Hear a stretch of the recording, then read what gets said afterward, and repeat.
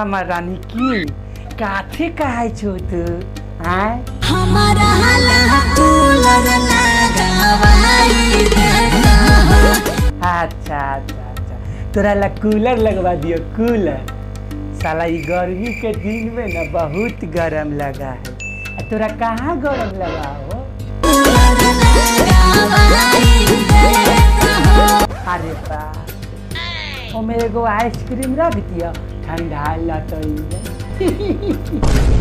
ना तो तू ही बोला ना तोरा ला काछी लगवा दिया।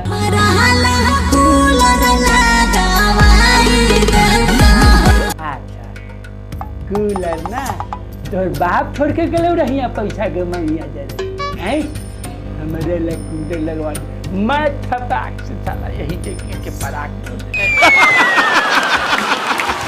समझ में आया कुछ ना मुझको भी समझ में नहीं आया।